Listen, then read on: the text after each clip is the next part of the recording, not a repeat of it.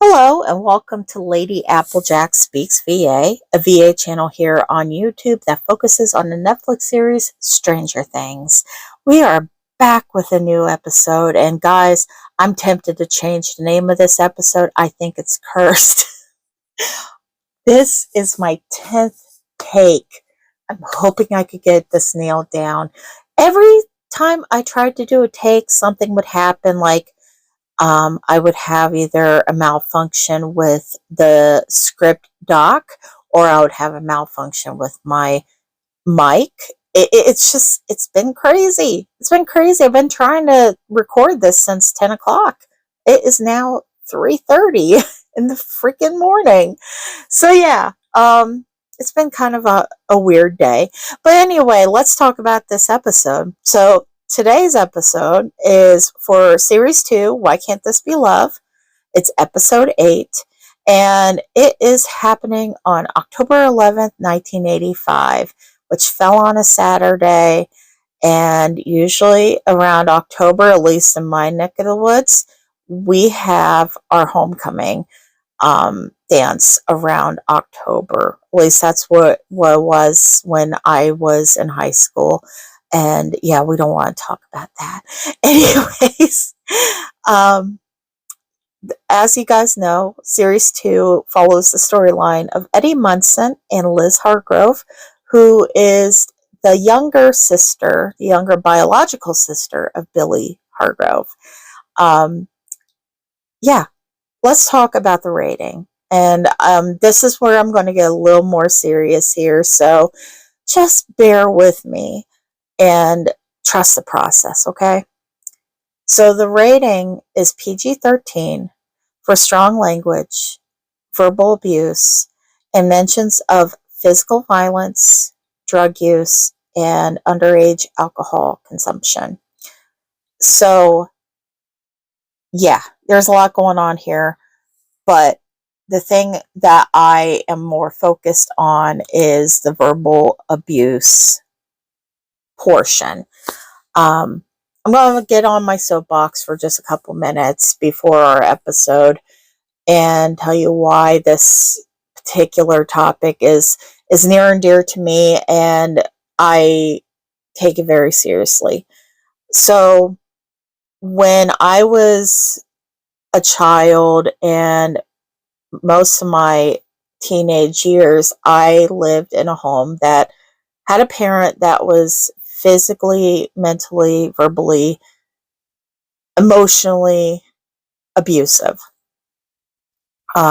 This episode in particular was one of my most challenging episodes to write because of that. I had a lot of flashbacks writing this, and there was a few times that I had to stop and have just a good cry, because I think if you've been in this situation where you have been abused one way or another, you get it. Like you feel anything can upset you at any given time, and then in addition to that, you are battling your own emotions, like blaming yourself and saying, what could I have done to prevent this, when in reality there was probably nothing you could have done.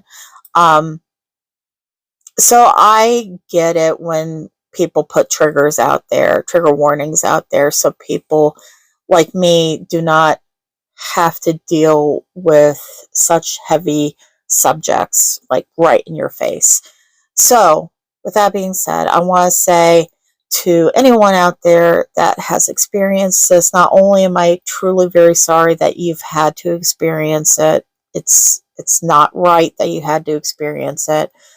I also want to say that I totally understand if you need to skip over this episode. I will not be upset with you guys if the views are down on it. It's just the way it is. If you guys want an episode summary, all you have to do is Instagram me. Just send me a DM message on Instagram and say, hey, can you get me a very vague, summary of Series 2, Episode 8. And I'll understand what you're talking about, and I'll do that for you. That's not a problem at all. In addition, I want to say that I am always available for anyone that is going through something like this, whether that be they need resources, maybe they're reaching out for help and finding a resource so they could get out of the situation that they're in, or maybe they just need somebody to talk to and just have somebody listen to them without being worried about being judged or ridiculed or whatever that might be. I am here. I am here. My DMs are always open for you guys. And I want to make it very clear that while it's nice that I have so many subscribers, you guys aren't a number to me. You guys have become my friends over a period of time. Some of you I talk to every single day. And I just think that's awesome. Like, that's the part of the community that I absolutely love, is the fact that we lean on each other for so much support. And I want to make it very clear that while having a great number of views and having a really good sized number of subscribers, that you guys aren't just a number to me. So anytime you guys need to talk, hash things out, you could be having a shitty day at work or a shitty day at school or home, whatever that case may be. If you need to talk and you need to talk to somebody that's not going to hold things over your head or judge you, then I will be that person for you. So I'm saying that right now. I'm just getting that out in the air, out in the open. With that said, let's go ahead and talk about some of the good things about this episode. So another thing that was really challenging about this episode is that there's multiple voices. So the narrative, as usual, is in Eddie's point of view. So you could think of it as internal dialogue, or you could think of it as a fourth wall. Now, the voices that you are going to hear are going to be obviously Eddie's, Mr. Hargrove, Mrs. Hargrove, and a little bit of Lis Hargrove's dialogue. Now, that brings up another question. I get a lot of questions about this, whether Lis is listener or if she's her own character. And this might be a cop-out to say, I honestly don't know. I really don't know what she is. As a writer, I'm used to writing short stories, or in my case, a book right now, where the character is their own individual person. That, like, they're not really a perception of me. They are their own entity. Sometimes I see Lis like that, but other times I also see her as just a listener. So it's kind of like walking a tightrope. I'm not quite sure what she is. I just ask you guys to kind of trust the process and be like, okay, we'll see what happens here with this. So in short, yes and no. How's that sound? But yeah, Lis is going to have a couple pieces of dialogue in this particular script. Another thing about the script that I think is going to be fun for you guys is it is filled with Easter eggs. Yes, Easter eggs. A lot of them are foreshadowing Easter eggs. And I want to, I guess I want to pull a social experiment and see what you guys think the Easter eggs are, and also your theories about what's going to happen with the series. So keep an eye out for those. Some of those Easter eggs are definitely going to hatch. And when I say they're definitely going to hatch, that means I already got the plan in my mind. I just need to write down on paper. And I also got promo ads to put on Instagram and TikTok when they come closer to fruition, if you will. And then there's a couple Easter eggs that are out there that I kind of laid out there that I'm not quite sure if anything's going to happen with them or not. So, yeah. Did I confuse you guys? I probably did. But it's like almost 4 in the morning. You gotta cut me some credit here.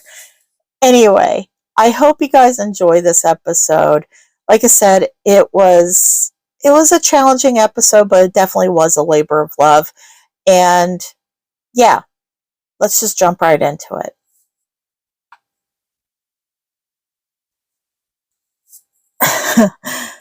I never, ever thought I'd see the day that I'd be sitting on the Hargrove couch. Well, at least not while Mr. and Mrs. Hargrove were home.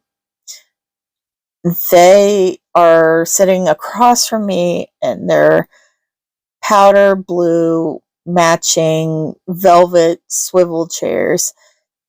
Mr. Hargrove is it's the word that they used in English class, looking stoic, and he has a PBR can in his right hand while Mrs. Hargrove held a Polaroid camera in her lap and was all smiles, ever so patient to take the customary photos of her stepdaughter with her boyfriend. The plastic box that I'm holding with Liz's corsage, it makes like this little clicking, crackly sound, because it's plastic, against my rings.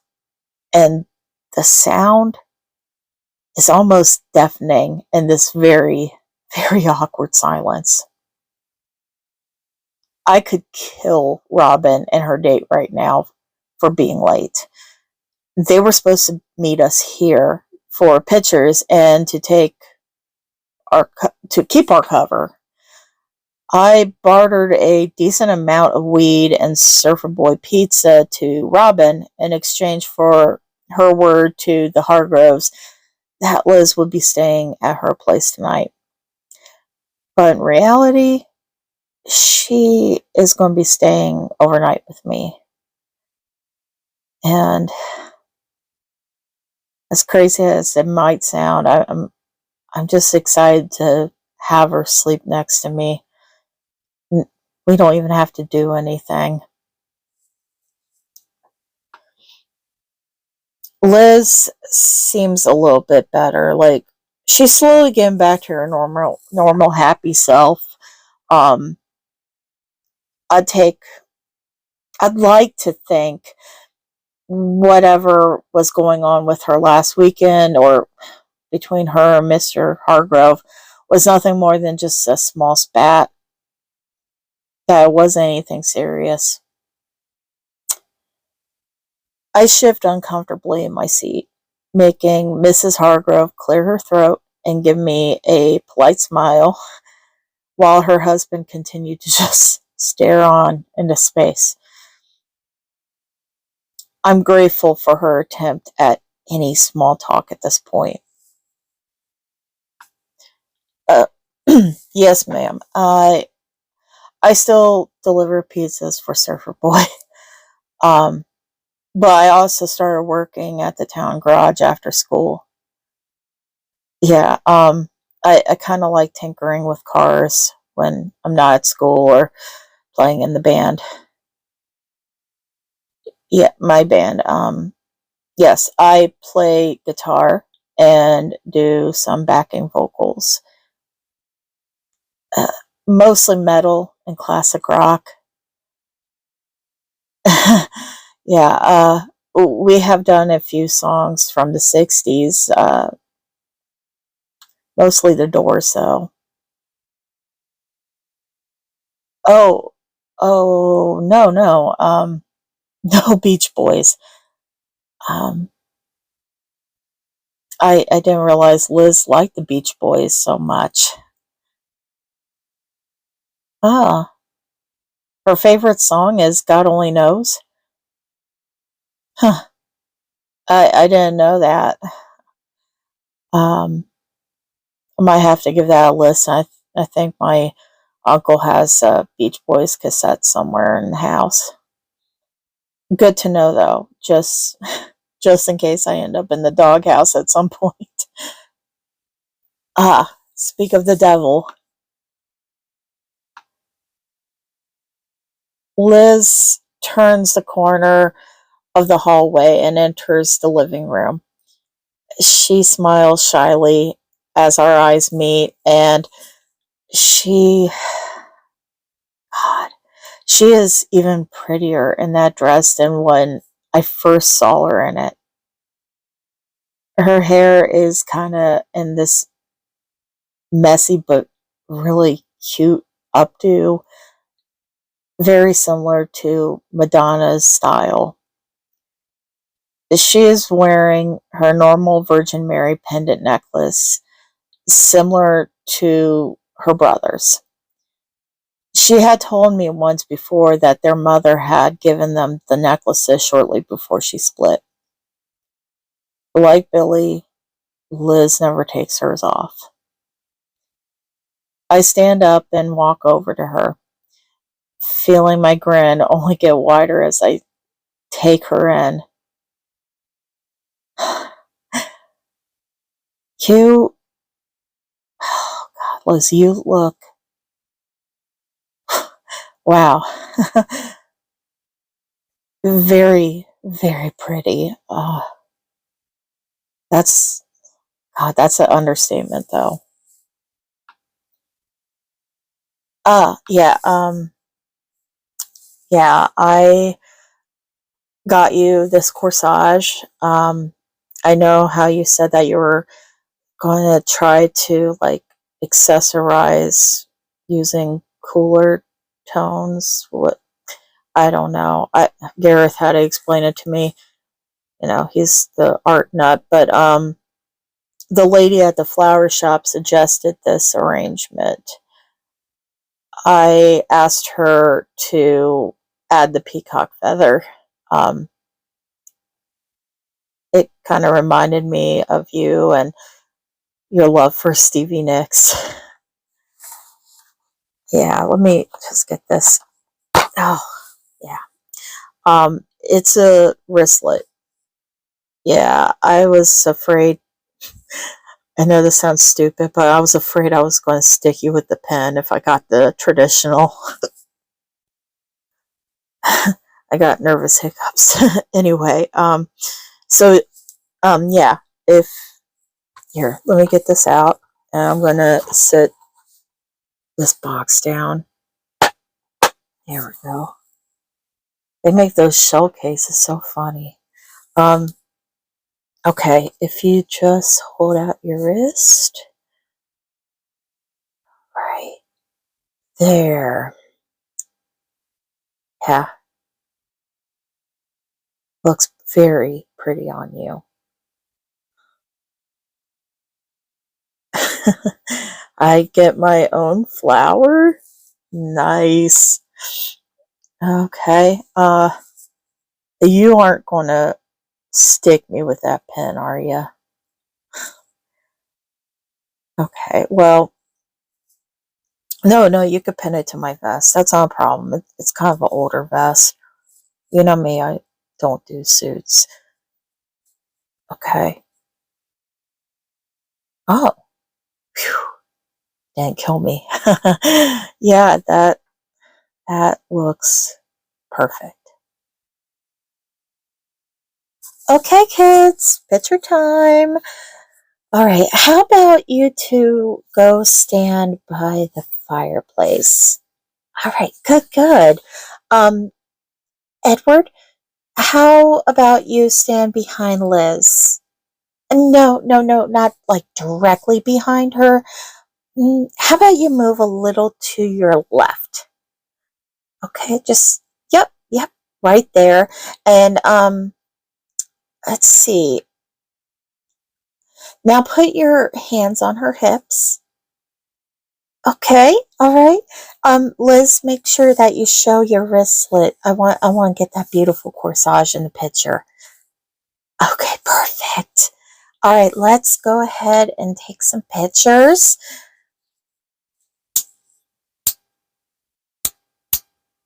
Okay. All right. Oh, come on, Liz. Smile bigger. All right. Perfect. Yes.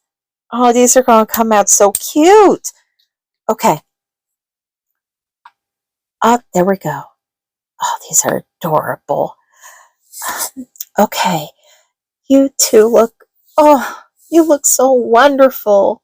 Like, like little celebrities. You remind me of those people in, what's that magazine? Mm, People magazine. People and People. All right. Oh, goodness. Let's see here. Take one more picture. There we go. All right. Neil, isn't Liz absolutely beautiful? Neil, isn't she? Doesn't your daughter look amazing? That dress. What the hell's up with the slit? I can feel Liz straighten her spine against me as if she was a terrified animal. She gently slid out of my grasp and she starts turning her head downward towards the floor. Um, I thought it would be okay, Dad, you know, for homecoming. Since it's a special occasion, I thought, well, it is inappropriate. You need to get out of that dress right now. You can wear one of your church dresses. What? Dad, you can't be serious. Please, Eddie and I put our money into this dress. It was so expensive, Dad. Please, just for one night. Did I stutter? No. Get out of that goddamn dress now. I can't stop myself from glaring at her father. He could, how could he be so cruel to her? Like, he, how can anyone be so cross with such a sweet, angelic creature like Lis? I feel the rage boiling up inside of me. Mr. Hargrove, with all due respect, Liz's dress is modest in comparison to some of the other dresses that other girls will be wearing this evening. I don't care what those other girls wear. My daughter is not leaving this house looking like some cheap whore. Whore! That's enough, Neil. You don't get to raise your voice to me, Susan. She's my damn kid, not yours. I said enough. I gently pull Liz close to my side, feeling her body quake against mine as she tries to fight back tears. I rub her hip and it's just, it feels so meager. It's a meager way to calm her down. And all I could think is I could easily kill her father for ruining what would have been a perfect night for the two of us. Liz's stepmother comes over and gently starts rubbing Liz's shoulder, noting how distraught her stepdaughter's feeling. Liz, honey, you look beautiful. You you wear that dress and have a good time tonight with your friends. Now, come on. I'll walk you both out while Neil calms down.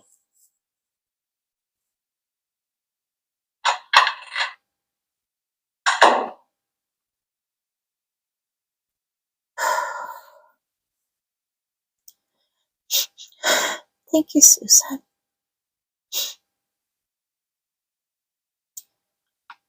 Edward, Liz, I'm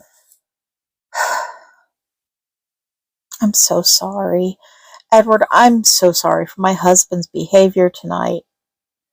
He's just stressed out from work, and he had no right to talk to Liz like that. He had absolutely no right to call her a whore.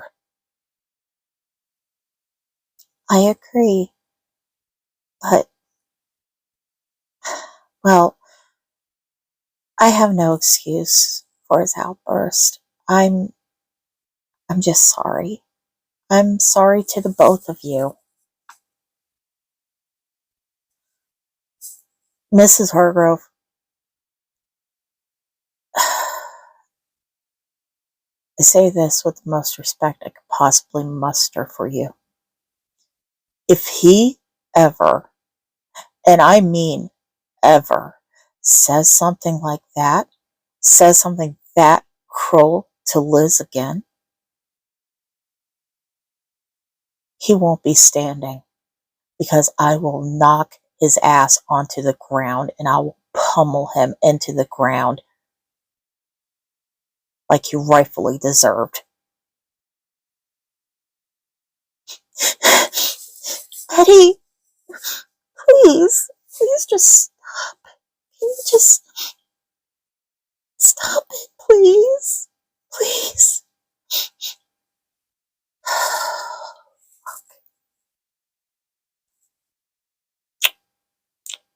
It's okay. It's okay. I'm sorry, baby. I'm sorry. I'm just really upset right now. Let's just have a good night with each other and our friends. Look, in fact, Robin and her date just pulled up. Guess better late than never, huh? Here, take my keys, and why don't you go get settled in the van? I need to talk to Susan a bit.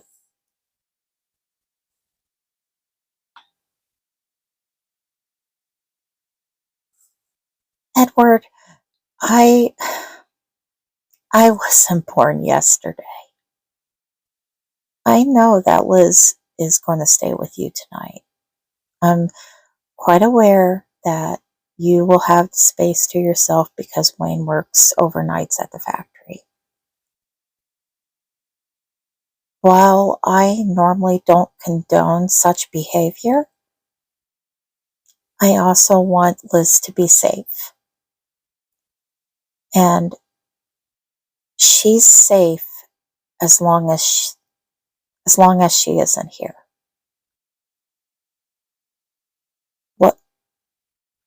What are you saying? Why wouldn't she be safe in her own home? I might have said too much. Just tell me. Please just tell me.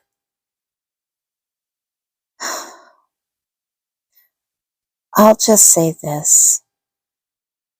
Neil,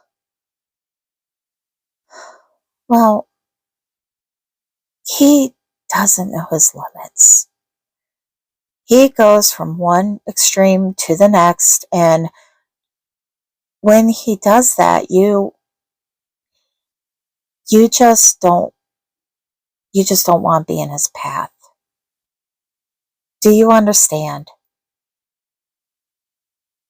Truthfully, I don't think I'll ever understand. I don't think I'll ever understand how someone could be so hateful to their own child or to anyone for that matter. Lis deserves respect. She deserves happiness. She's a good person overall. And there is nothing she deserves. She did not deserve whatever the hell that was back there.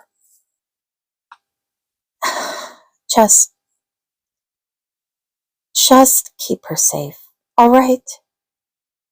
Be patient with her, and please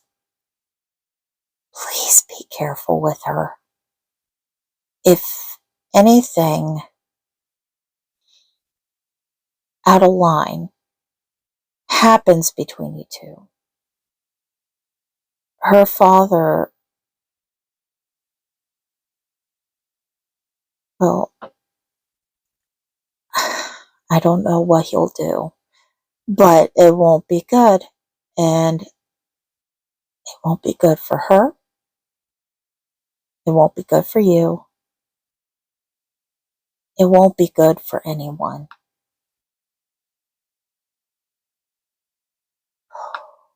There was, once again, that sick feeling in the pit of my stomach. The one that constantly comes back whenever I have to drop Lis off at her house. I understand what Mrs. Hargrove is implying now, and it gives me a chill. Lis and I have been careful for the most part, but we also had our slip-ups. Those moments where we got so wrapped up in each other that we simply forgot to use protection. So far, we've been very lucky. The pressure is on now, though, more so than ever before, because I don't think I could live with myself if I do something that could hurt Lis or get her in trouble with Mr. Hargrove. I don't think I could stomach it. I understand, Mrs. Hargrove. Thank you, Edward. Now, just try to have fun tonight.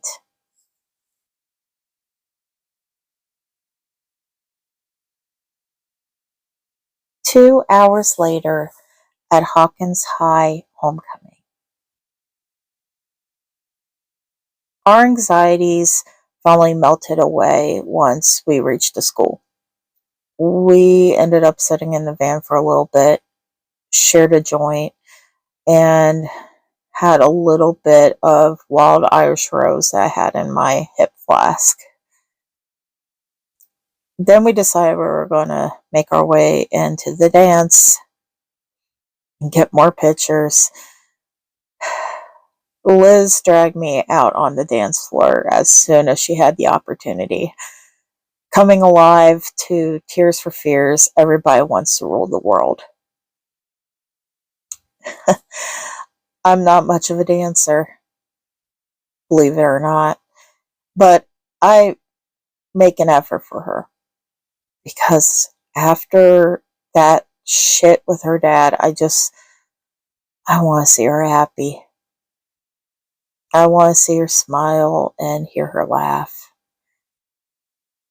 And she provides that laugh with all my cheesy moves I make. Eventually, she pulls me close to her, silently asking me to hold her close, and I gratefully oblige. Soon after Tears for Fears plays, Madonna's Crazy for You comes on. Finally, a slow song where I can hold her even more closer than before.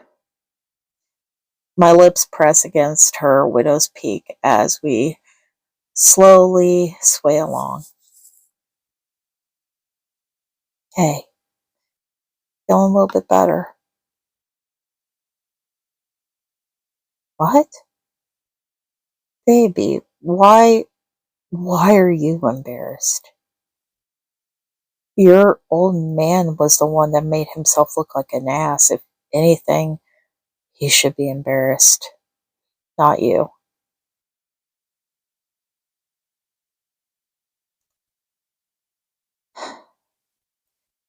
Oh, he's lucky I didn't bust him in his goddamn face for what he said to you.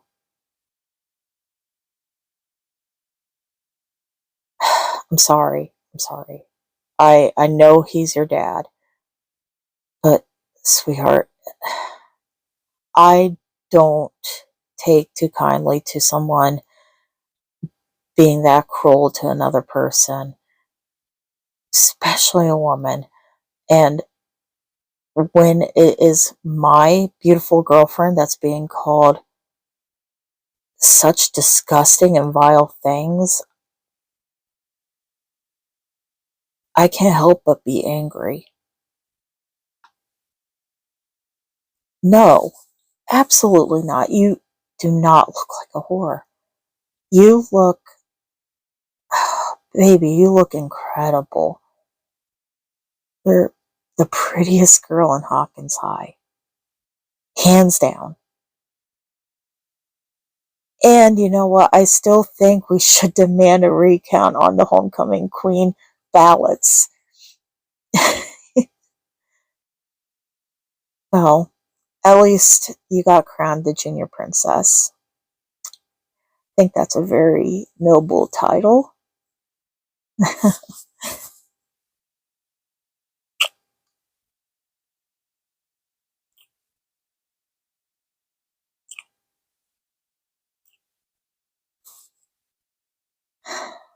You are my princess.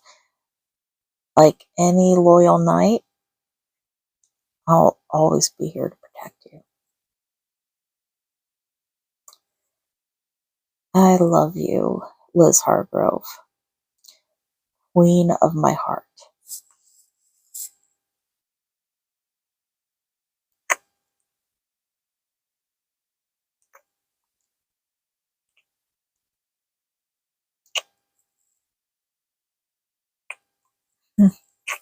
Wait. You want to leave already? Baby, you sure? Well, don't you have to do like some, I don't know, princess shit? I don't know how this works. Hmm. Hmm. Okay. All right. Fine. I'm not going to argue with you. You're the boss, baby. If you want to go, we're going. We're bolting. Yeah. Yeah. We should swing by the convenience store though. On the way back to my place, or oh, you know, we used the last one the other night. So, um, oh, and I also need to get a 6-pack and cigarettes. And SpaghettiOs. Ow! What was that for? Baby, I'll always share my SpaghettiOs with you. I love you. All right, let's get out of here, sweetheart. You're driving me crazy. All right, that is the end of episode 8. Like I said, it was a roller coaster of emotions. So, yeah, I hope you guys enjoyed it. And also, um, let me know what you guys think the Easter eggs are. I'm kind of curious to see if you guys have theories, what y'all are thinking. Um, yeah, let me know what you're thinking. And if you like this video, please consider giving it a thumbs up. And let's see, what else can I say? Oh, if you're not subscribed and you want to be a part of our little fam here, if you want to be a part of my little Stranger Things community, go ahead and click that subscribe button, and you could be a Stranger Thing right along with us. We're freaks here and we love it. So feel free to subscribe, hit that notification button, the little bell button, and that will tell you when anything happens on this channel. At least I think that's how it works. And yeah, that's all I got. Go check out my TikTok and Instagram. Let's be friends. And yeah, I'm going to go to bed now because it is 4:15 right now and I'm exhausted. Thank you all once again. You all are absolute angels and I love you. And I'll talk to you soon. Oh, and by the way, I am thinking about working on a new series or a new episode and putting out a pilot. So keep an eye out for that. It's still in the works. Not quite sure what's going to happen with it. But yeah. All right. Now I'm leaving. Goodbye. Love you.